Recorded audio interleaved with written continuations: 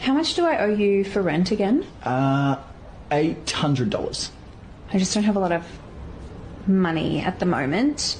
Is there something else that I could give you instead? No, I'd probably just like the money. Could I interest you in one tip?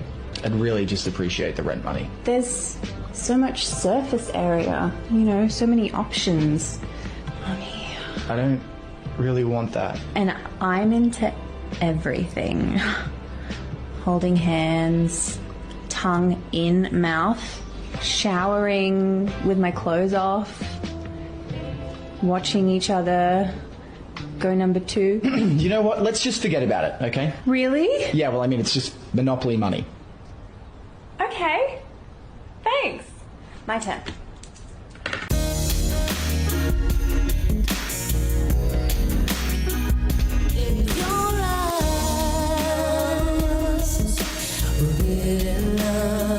Hello, everybody, and welcome to Week 4 of the Empire League podcast. I'm your commissioner, Andy Cahill. That's your commissioner, Scott Sprague. Scott, say hello. What's up?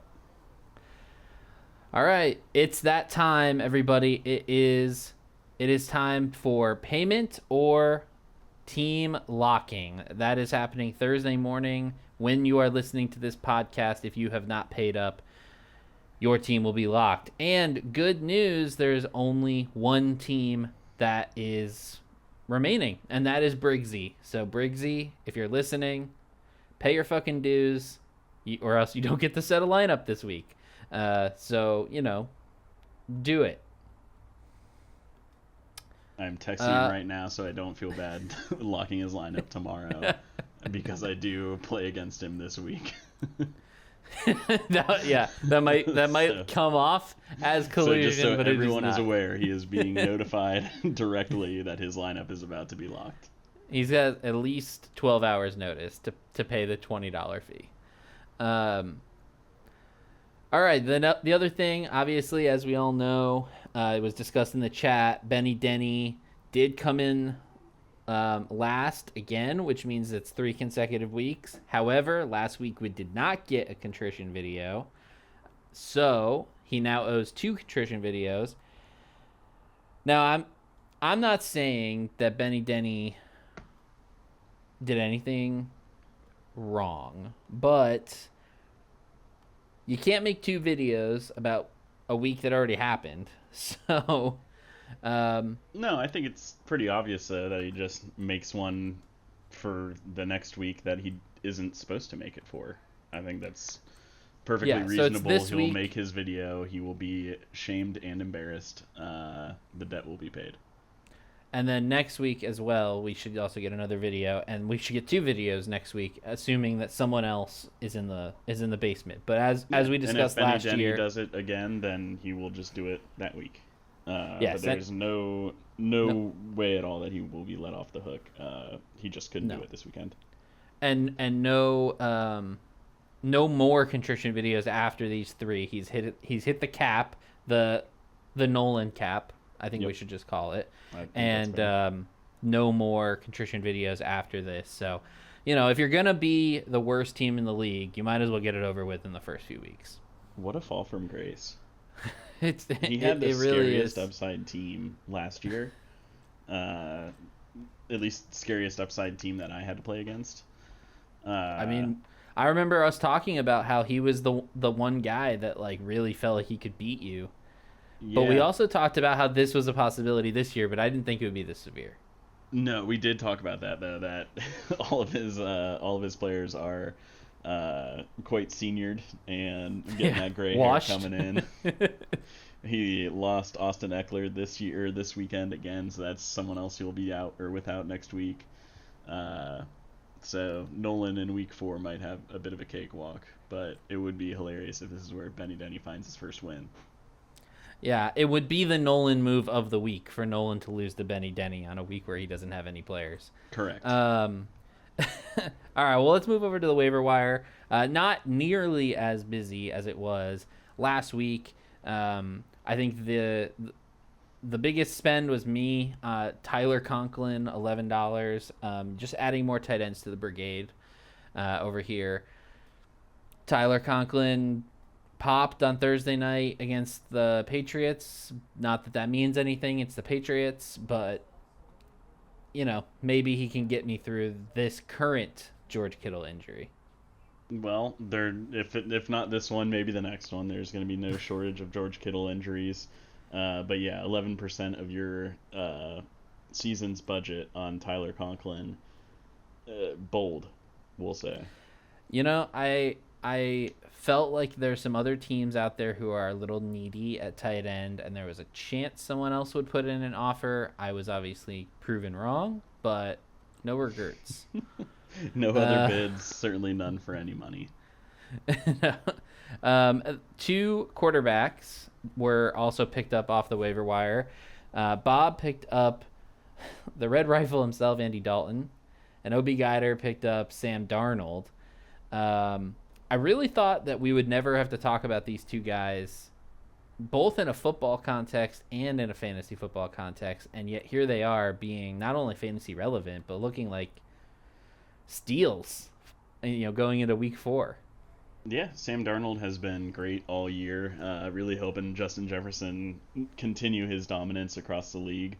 And, we've said for how many weeks now how bad Bryce Young is, and it turns out it wasn't the Panthers. It was Bryce Young all along. Yeah, last week we had, again, honestly, too extended of a conversation about Bryce Young, but the one thing that I remember saying very clearly is if Andy Dalton steps in and this offense looks competent, that's going to be the end of Bryce Young's starting career if it wasn't Probably over already. Ever. Unless probably. he gets a backup job somewhere else and the starter ahead of him gets injured. Yeah, and not only did Dalton come in and have the offense look competent, that offense was really good with him at the quarterback position. Deontay Johnson was, a new man. Thielen obviously goes out with the hamstring injury, but he gave his all for that touchdown. He gave it all. He did put everything left that old man had. Which does open the door for Leggett, which was the other part of the deal that Eric made. So it's let's see if it's a flash in the pan. It's a 1 week wonder situation with Andy Dalton, but not a bad move for a team that might need a quarterback. Certainly to fill in on a bye. Quarterback. The only problem is that now they might win so many games that they'll play their way out of a draft pick and not get the franchise quarterback that they actually need. Very true.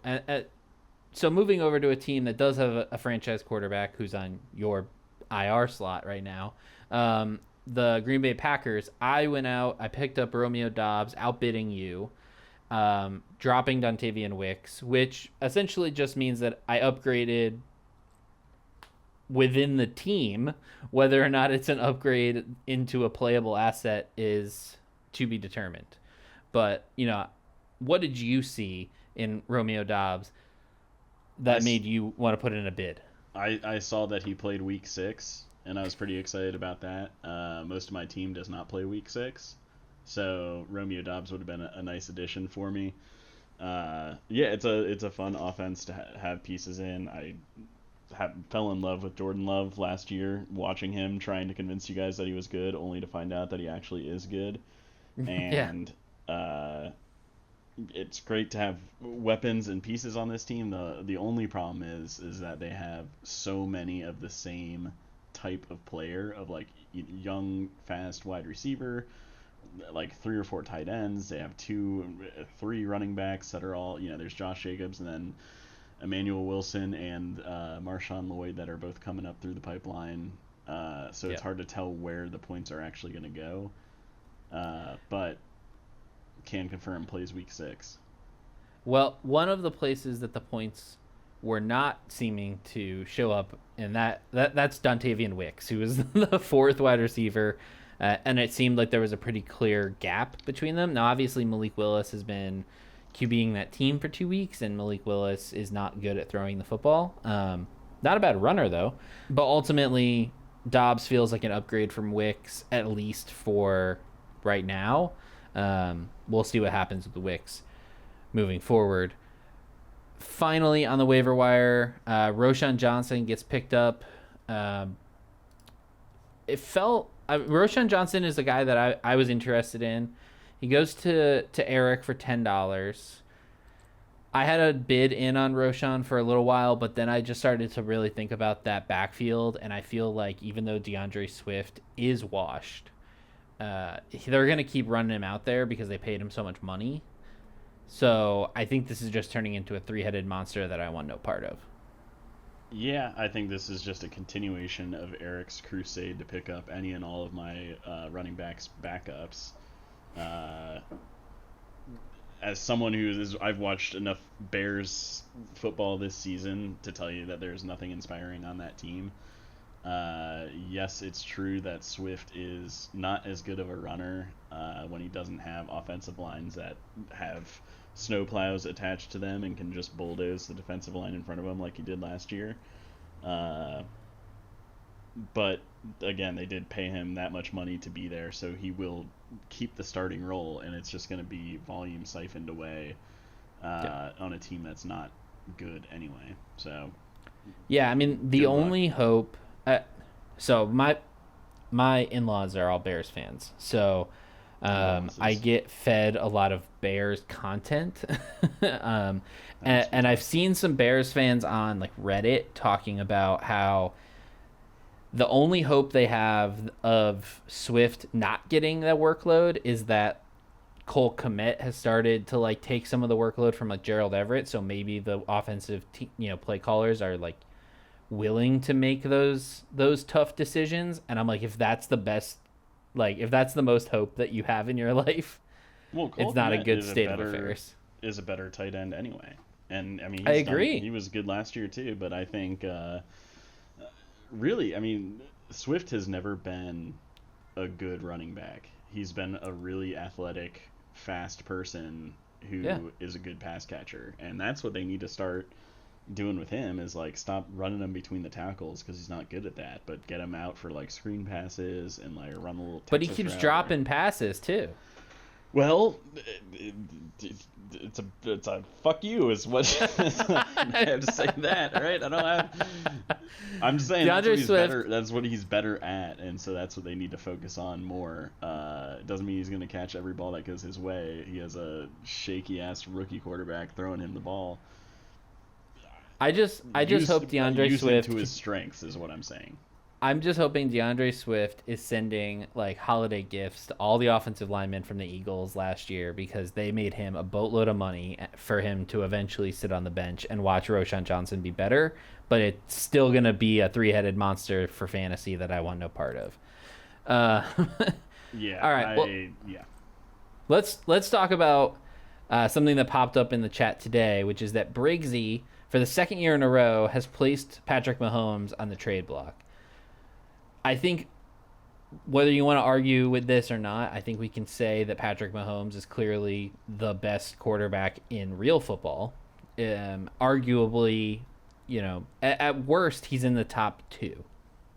And yet, for fantasy, in the last 2 years, Mahomes has consistently not been the dominant quarterback that he is on the actual field. And I think that, obviously comes mostly from the fact that he isn't running very much and that offense post Tyreek Hill has turned into this dink and dunk kind of run first and like that, that short passing game offense. Do you think that anyone is going to make a trade for Patrick Mahomes? And do you think that, like, what do you think Mahomes is worth right now? I don't know. I feel like a lot of people will probably poke Briggsy and see what they can get him for.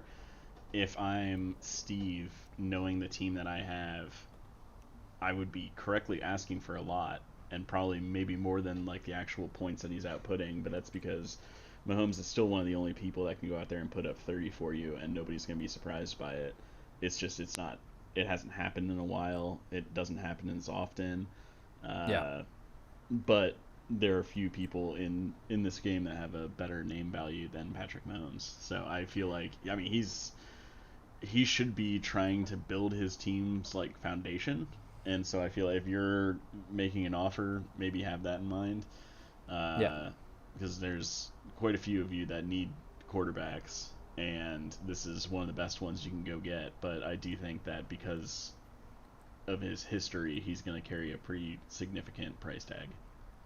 Yeah, I mean, so I'm going to throw something out there. Xavier Worthy, we saw him pop week 1. He hasn't done as much week 2 and 3. Yeah, he's the new Mecole Hardman. Yeah, obviously they drafted him with the hopes that he would become the new Tyreek Hill. Yeah, but Rashee Rice is. So the question is, does, Andy Reid has traditionally not allowed rookies to be the focal point of the offense, and rightfully so. He's a developing player. Do you think in the back half, Xavier Worthy becomes a bigger part of the offense, makes the offense a little more explosive, and thus makes Patrick Mahomes more interesting right now as essentially a buy low, despite the price tag that I also would assume will be attached to his name? It could still be a buy low if that offense becomes explosive in the second half. Well, it could be a buy low, but that doesn't mean it's going to get higher, or that his point value is going to get higher. I think they do a really good job of doing just enough. Like, he's not going out there and putting 50 points on the board anymore in the real NFL games, not in fantasy. But they do enough to win, and that's all they have to do. And I think they know if they get to the playoffs, they have as good of a chance of anybody else to get to the Super Bowl and win it, which is obviously their goal. I don't know. It doesn't seem like they want to use their weapons unless they need to. And because of how good their defense is, I don't know if they'll need to flex their guns the way they used to when their defense wasn't as good and they had the high-flying Tyreek Hill, prime Travis Kelce lineup. And they just ran up the score on people. Yeah, and I don't think they need to do that anymore, and I don't think they want to do it. They have trouble in the running back room because of injuries. They have, Rashee Rice is obviously fine. Travis Kelce is a shadow of himself right now. And that's part of that is because it's game management, because they want him to be fresh for the playoffs. That's all fine and good, but he just doesn't look like himself anymore. He looks like he's not in shape. Yeah, from a fantasy perspective, certainly he's been terrible. He is not at he's the been terrible. the tier. Let's call it what it is. He's been fucking terrible. Probably someone that you should bench if you were playing this game without looking at the names. Yeah, if you're not, but you could say that's true of Mahomes too. Yeah, totally. Mahomes is putting up like Brock Purdy numbers right now in fantasy. Yeah, but he's not throwing 3 touchdown passes a game like Brock Purdy is. And yet, still putting up around the same numbers. So that does actually... Hold on now. He's put up 14, 12, and 16 points. Mahomes has. Yeah, That's Purdy bad. is... I don't think Purdy's hit There's 20. no way Purdy didn't have 20 points last week. He had 800 yards and 3 touchdowns to Jawan Jennings alone. Let's look at Big D. Brock Purdy did have 25.78 points last week. Okay, so he has had more points than what are his other weeks look like? 10.3, 13.9. Okay, so he's been the same. The only difference is Brock Purdy's popped off, and Mahomes has not popped off at all. He doesn't have more than 16.5 points yet this season. Yeah, that's so someone you absolutely need to be benching if his name wasn't Patrick Mahomes. The question... I don't know. I'm not going to put a trade offer on him because I'm not going to be willing to pay what Briggsy will want to rebuild his team. Same. But some of you guys might think differently. Yeah, so I think that there's added tax from being the champ. You will. There are a few teams that I think could potentially be buyers here. You mentioned we talked about Purdy, Big D. Like, currently, I think we've just proven that Mahomes is not necessarily an upgrade over Brock Purdy, although I think the floor is significantly higher with Mahomes than it is with Purdy. He's got the same floor. We just talked about that. He's no, I mean Purdy's at 14, 12, and 16. Yeah, Purdy's had a 10-point game. Yeah, those are two shitty floors. those are in the same category of creaky ass floor that your fat ass is gonna fall through. I didn't say it was a high floor. I said it was higher than Brock Purdy's. But they're in the same range. Like that's not significantly higher. It's. I think consistency with Mahomes, you feel like you're going to get 15-ish points a week. But, like, you know. Yeah, but let's also keep in mind that Brock Purdy is playing with a decimated team and putting up those numbers. Yes. And Mahomes is with a mostly Brock Purdy team. is definitely the one I would want between the two of them. But that doesn't mean that Big D would. I would never try. If I had Patrick Mahomes, I wouldn't trade him for Brock Purdy. And if I had Brock Purdy, I can't imagine a world I'd get Mahomes out of that. That's weird. This game is hard. It's weird. I don't like it. Benny Denny, I think another team that like just needs players, but I don't know if this actually helps him.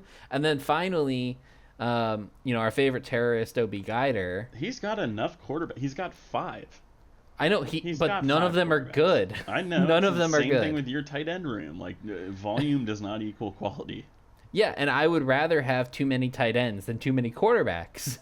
I don't even know. I mean, it's why? Why would I rather have too many tight ends than too many quarterbacks? Why would you want to have 5 of either? I don't want 5 tight ends, which is why I don't have 5 tight ends.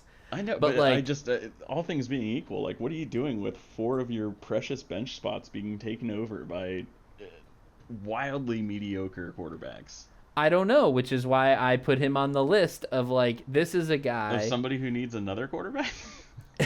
This is a guy who needs to thin out the QBs on his roster and, like, needs a guy who he feels he can throw out there every week and be good because the rest of his team is good, which we talked about last week. Yeah. So that's why I was like, BGuider feels like the kind of player who's in a position to make a trade for Patrick Mahomes. He has plenty of assets to do so. And, is able to put together a decent offer, and it would help him thin out a position group that he's clearly struggling to find an answer at. Now, we just talked about how bad Mahomes has been from a fantasy perspective this year, so I don't think it's necessarily the answer right now. I think it's saying, like, I do think I'm going to make the playoffs, and I think that, as they get towards the end of the year, he's going to ramp it up and be good. I don't know if that's true, but that's the bet you're making if you go after Mahomes. But let's move on to other trade situations. Sorry, I'm just looking at it. Not only does he have 4 benched quarterbacks, he also has 3 benched tight ends. Like, just what are you doing? He has earned his name, Scott. Yeah, but like, what are you gonna do in bye weeks? Are you gonna try to put fucking Cade Otton in at running back? Like, I don't understand what you're even doing. Y'all need help. Well, speaking of teams that need help, Benny Denny and Griffin, both 0-3. Both have not really seemed super competitive. Certainly Benny Denny has not seemed competitive. When do you think they will get aggressive in the trade market?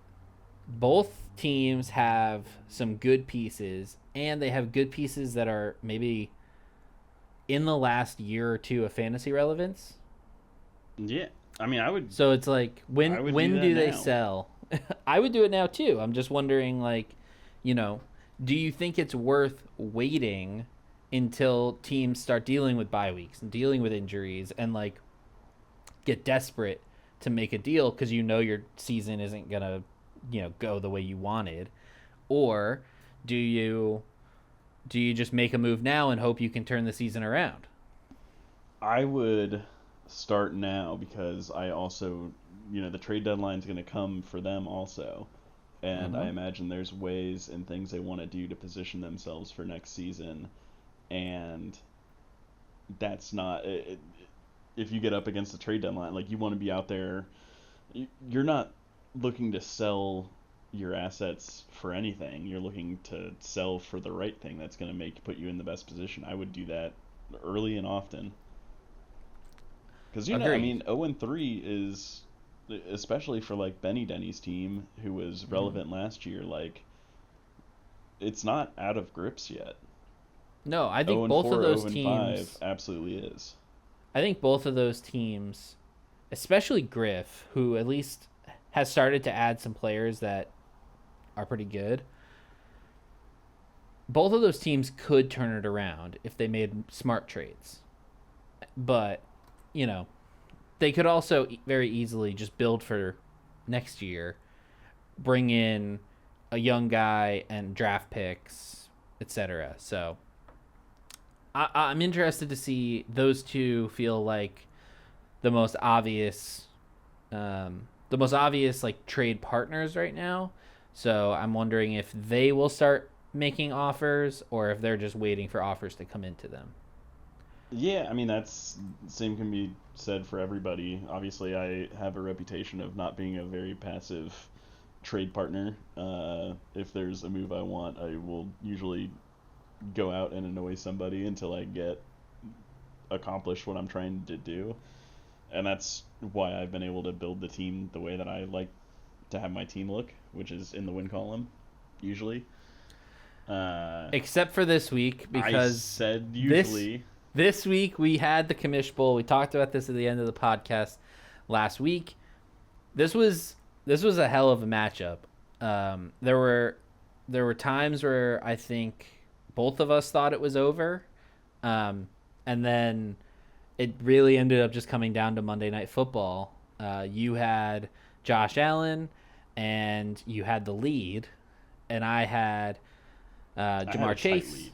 I was still. But you had the lead and Josh Allen, and I had Jamar Chase, James Cook, and Zach Ertz. Yes. And I don't think it's a stretch to say that if the Jacksonville Jaguars were better at football,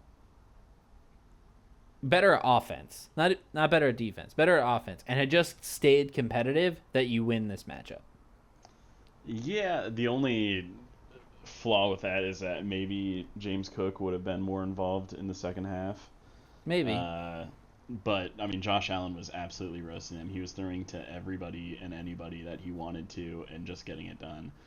Yeah. He's the only reason I texted you before the first quarter of the second game of that doubleheader was even over, and I just said Josh Allen's doing enough to keep it competitive, and that's all I can ask from him. Because at that point, it seemed pretty likely that I was going to lose with early touchdowns from Chase and James Cook. I got home from work, and like I had seen the Chase, the Cook touchdown. I had seen the Chase touchdown. I was like, okay, I must have the lead by now. Like, I must be like going far ahead. And I look down, and friggin' Josh Allen has 22 points in the first quarter, and I'm like, what? Yeah, he was throwing touchdowns to just everybody, like everyone. Style. And you were still winning at that point, and it wasn't until the second Chase touchdown that I was able to surpass Josh Allen. So it was a great matchup. We do play again in week 12, and in week 12 I have a bunch of guys on bye, and you will probably have starting the excuses. and you will have a bunch of guys healthy that you maybe didn't necessarily. I didn't have a lot of guys healthy this time. Well, in theory, McCaffrey could be back, Puka could be back. Your team will look different. Maybe Tua will be back throwing a Tyreek Hill instead of Skylar Thompson. Jesus Christ. Skylar Thompson's hurt. He's not even playing. They're on their third string quarterback. It might be better for them. So it can't be better. The only way that was, or the only reason, the silver lining there, I guess, is that, I mean, they just can't afford to be this bad for that long, and so they have to. Like, they're in a win now mode. The franchise. Bryce Young, let's go, Bryce Young. No. Come and get it, Bryce. No. And literally anybody else but him. Like, go trade for Andy Dalton. Go get Flacco. Flacco would be incredible. Go get Flacco in Miami. He's just slinging it to Tyreek and Waddle. Fitzmagic, or bring back Tom Brady, or fuck, if the Browns are committed to not using Jameis Winston, send his ass down there. Well, I mean, we haven't really talked about the Deshaun Watson situation that much, but it does seem like he might be off your team and off your books relatively soon. Not soon enough. Not soon enough, that's correct. It is just awful watching him play football. Well, we will get to Deshaun Watson in a second, but let's focus on Commish Bowl. So, my victory in the Commish Bowl does lead us to our yes, the first round does lead us to our smart move of the week, which I'm pulling the trigger on calling it for myself. I picked up Jalen Naylor and Zach Ertz and played both of them on Sunday morning. And if I had played Michael Pittman and Chigakonkwo, I would have lost. There's no question about that. You wouldn't have lost with Chig in your lineup. He scored 2.5 points. I definitely would have lost. You won by more than 2.5 points. If I had played both Michael Pittman and Chigakonkwo, I would have lost. Yeah, I'm just saying, Chig and Zach Ertz nearly cancel each other out. I'll give you credit on Jalen Naylor. Zach Ertz had 8 points, but okay, whatever. I get it. Yeah, but you won by a wider margin than that. Anyway, I felt like super smug all day on Sunday, all day Monday, as Zach Ertz scored points for me and Jalen Naylor scored touchdowns on Sunday. Yes, once a week, Andy will be taking a victory lap, telling us who and what he decided to do that none of us can vet was actually done before Sunday. Well, my smart move of the week does lead to the dumb move of the week, which we talked offline about. This was probably the right call to do what the dumb move of the week ended up being, which is to not play Juwan Jennings. But Nolan, congratulations, buddy. You earned the dumb move of the week by picking up Juwan Jennings and then not playing him for what is definitely going to be the best game of his career. We acknowledge, we looked at your lineup, we acknowledge that it's hard to bench any of the guys that you played. However, if you had Deebo Samuel, who Juwan Jennings is replacing, I think you would play Deebo over T. Higgins.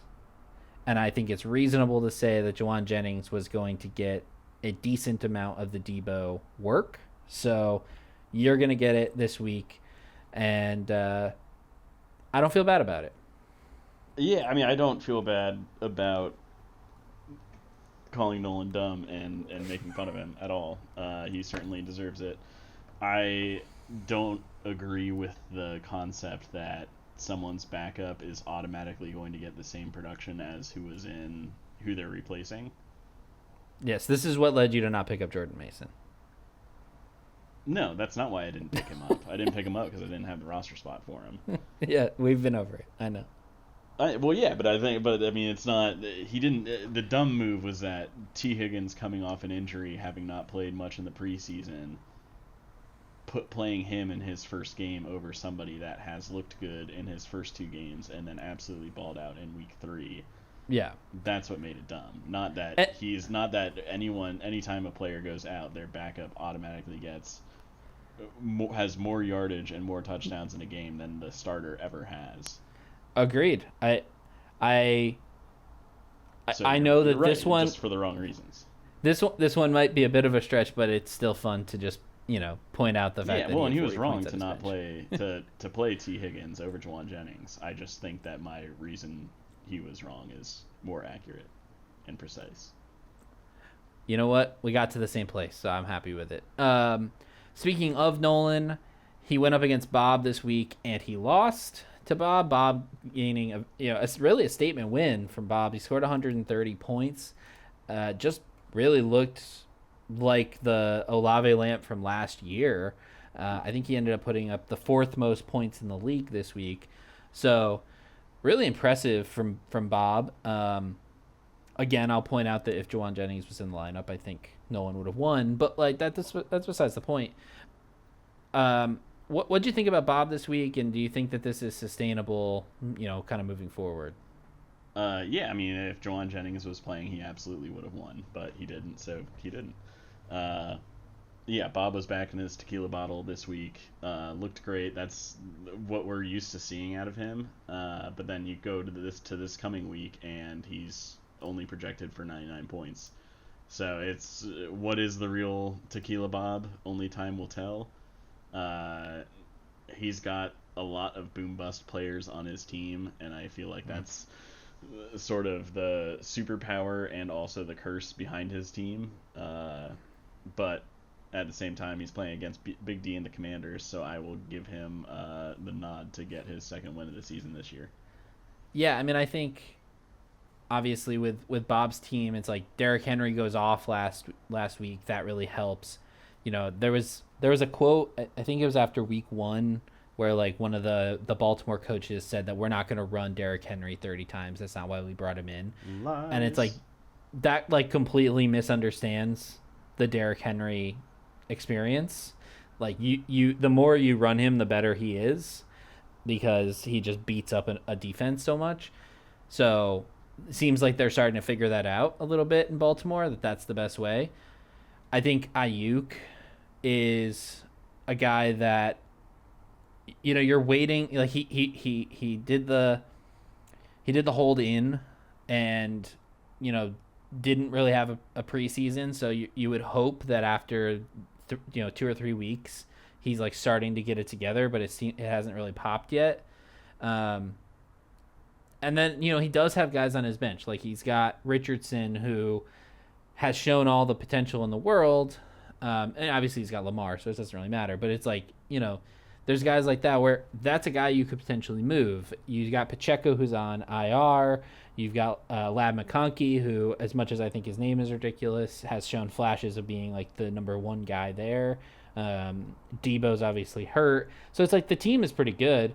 I think, as you said, like it's a lot of boom bust, and you just kind of have to hope that these offensive play callers figure out like how to use these guys properly, because if they do, especially a Derrick Henry, like Derrick Henry could be a top 3 running back by the end of the year, just based on touchdowns. But he's got to get the rock a little bit more, and Justice Hill needs to sit his ass on the bench a little bit more.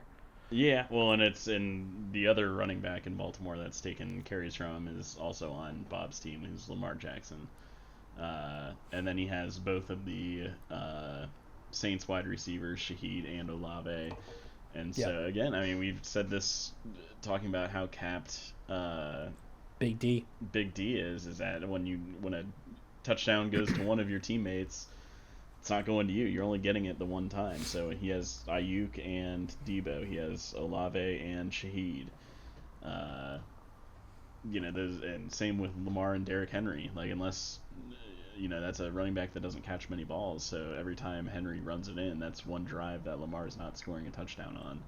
Yep. And stacks can be cool and stacks can work, but when your team has this many, the drive is over, and then your player has to go sit while their team plays defense. Like, I don't know, it's less concerning for Bob's team. It is incredibly concerning looking at Big D and the Commanders. Yeah, I mean, Big D is, he's 2-1. Congratulations on being 2-1. You broke 100 for the first time, which is great. One of his wins is against Benny Denny, and it was a race to the bottom. Yep. This win this week, it feels legit. It's a legit win. There's no question about that. But it's just hard. Like, we just talked about Purdy not really doing this. Like, these pop-off games are not as common.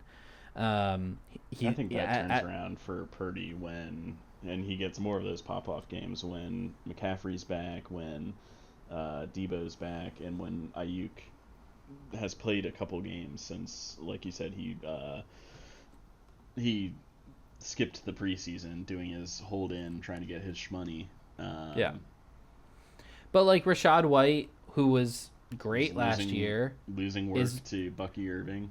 Yeah, I mean, we talked about this in the preseason pod about how Bucky Irving could Rashad White, and just take his job. So, I think Gerald definitely Ford is losing work to Donta Foreman. And he's injured now. Nico and Dell are both. I think he's back on the field now. I think he did. I know he missed. I know he missed practice today. Oh, okay, yeah, he missed practice, but it could just be like a vet stay. I'm not concerned about that until they said it was a knee, but we'll see. But it's just not a lot of depth. I think that both of these teams, Bob and Big D, they're both teams that I look at and I'm like, you both need to make moves. Just to diversify. Everybody. I mean, my roster, your roster, certainly. I think that's true for all of us. That there's. Yeah, but I think it's different reasons, and these two, the reason is pretty obvious. It's you have too many guys on the same teams, so it's you have good players, and you can go get good players for them, and so it's really just a question of diversifying your assets a little bit. Yeah.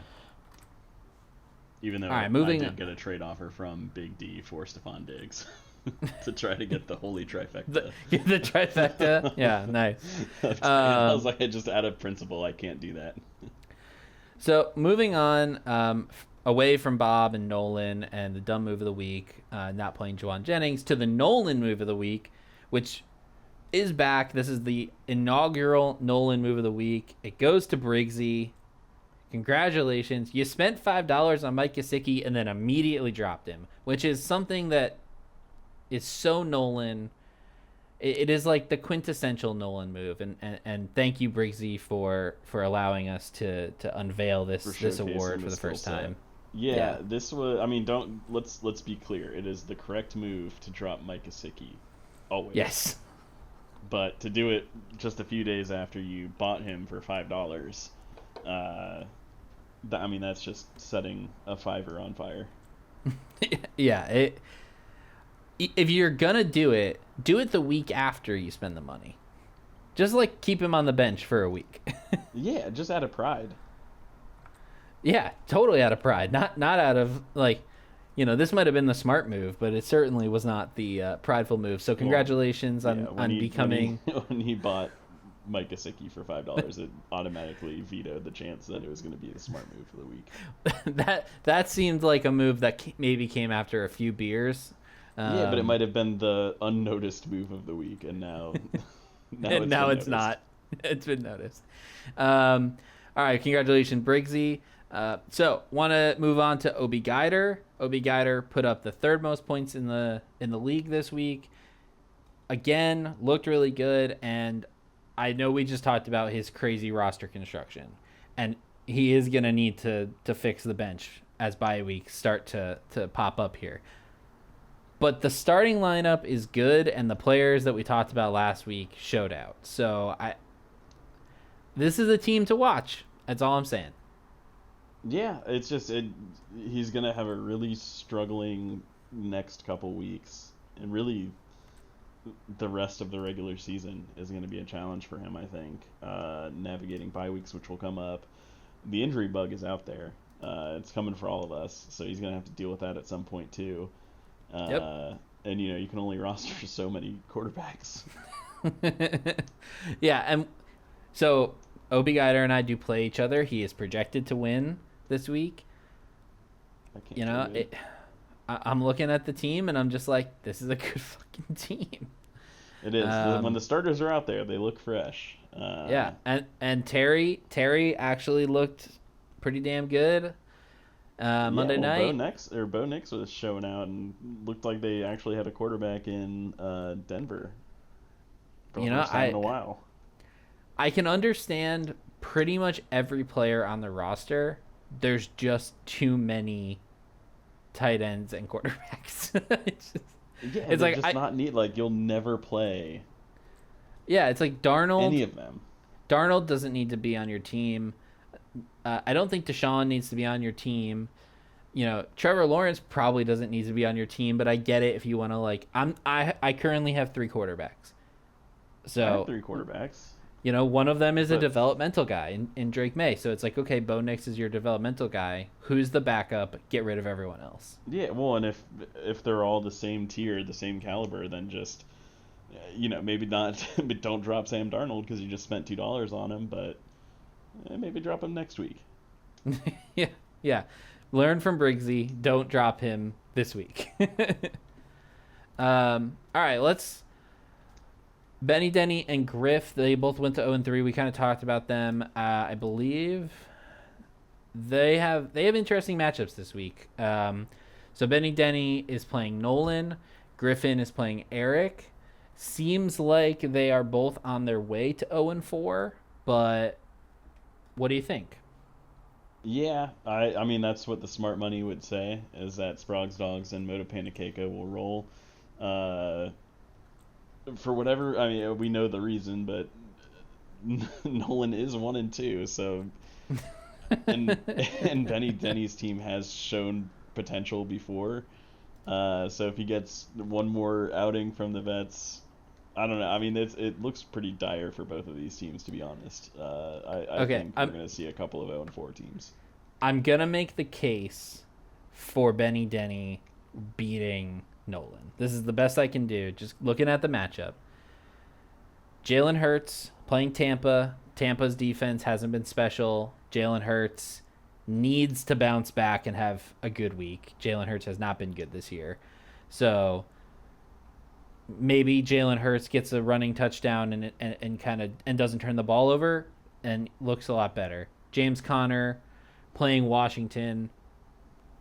There's no better defense to play right now. Like, Washington is completely scorable upon. Like, James Conner could have a huge game. Mike Evans has been dead silent 2 weeks in a row. Philly feels like a great spot to bounce back. I just talked about Hurts scoring a bunch. Like, this could end up being a shootout. Neither of those defenses is super special. Kelsey is Travis Kelsey. It's a divisional matchup. Like, maybe this is the week that they figure it out here in sunny California. It's tough to make the argument that he's playing two tight ends, so it like works out. But maybe DeAndre Hopkins gets in there instead of Gabe Davis. I don't know, just an idea. DeAndre Hopkins looked good.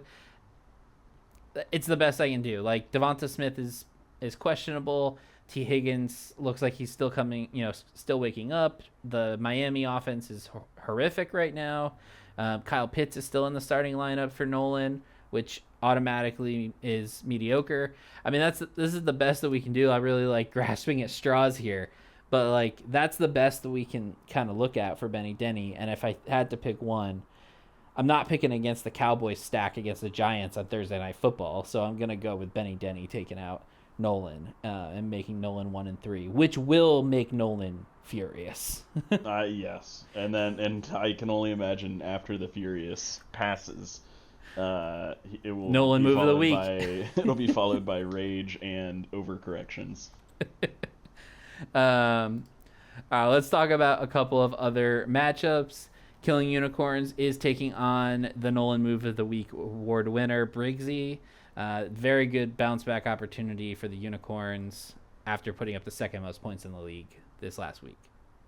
Yeah, we need a bounce back here. I looked ahead a couple weeks. I've got a stream of pretty reasonable games ahead of me. This being the first one, so this is, while my players are still getting back from injury, this would be a great time to rack up a couple wins if I can. And put myself in a good position for when my players are back healthy.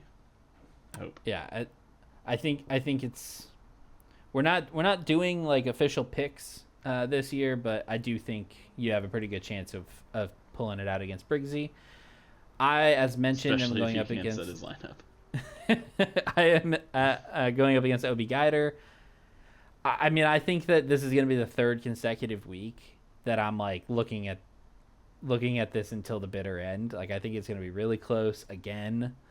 Who knows how long I can ride like the Saquon Kamara duo to like victories, but it was nice to have Jamar Chase back. I think it's going to be really close. I think BGuider has as good a chance as anybody to take me out. Yeah, right now and then it's pretty much a pick 'em between you guys. The point spread, as projected by Sleeper, is less than a point. Yeah. I think there's a high probability that this week comes down to me selecting the correct tight end to play and the correct third wide receiver to play. If I miss on one or both of those, I could end up losing this week very easily. Well, we'll see how that goes. And then we got Big D and the Crammers going up against Olave Lamp. And so, we kind of talked about these two already. I think the projections have it at basically an 8-point spread. I feel like that's generous for Big D. It feels like Olave Lamp is more likely to overachieve than Big D is. Yeah, I agree with that.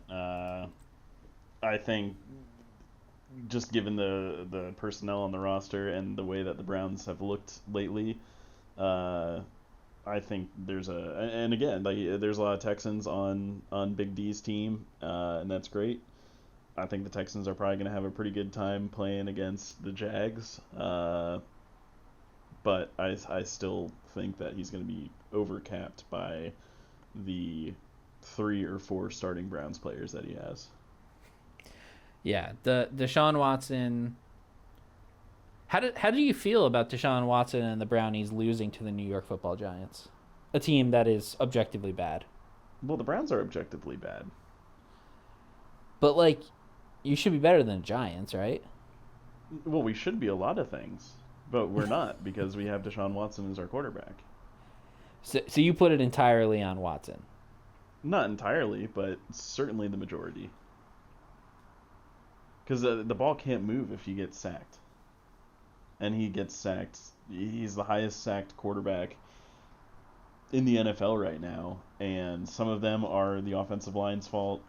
A lot of them are because he makes bad decisions. You guys also have a lot of injuries on that offensive line. I know that. So, yeah. But we're also not paying our offensive line $45 million to not make bad decisions. We're paying our quarterback that. Correct. Yeah. And not running the ball as much as I would have expected for a team that doesn't have a lot of faith. Well, I think that has a lot to do with the offensive line injuries. Yeah. I will just say, as a Giants fan, I didn't watch the game in full because I only have Red Zone. But from what I've seen since Sunday, it was shocking how normal Daniel Jones looked playing against that defense. And I don't know if that's a product of the defense not being as good as it was in the past, or if the Giants' offensive line has improved enough that it's no longer a joke. It might not be very good. They only had any semblance of progress when they passed to Malik Neighbors. So as long as they do that, they will be fine. I mean, it's like the old Saquon style, where it's just hike it, get the ball to him as fast as you can, because nobody else on your team can help.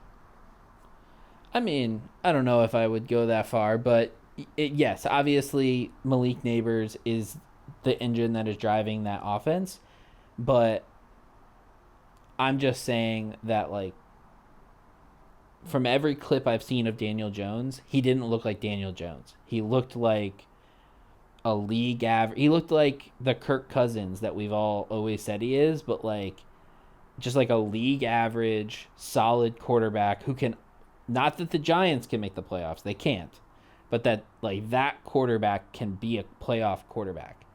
You know what I mean? Yeah, well, keep touting him as this league average vanilla quarterback, and BGuider's going to pick him up.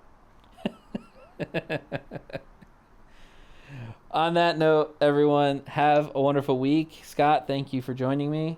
We'll talk to you guys next week. Goodbye.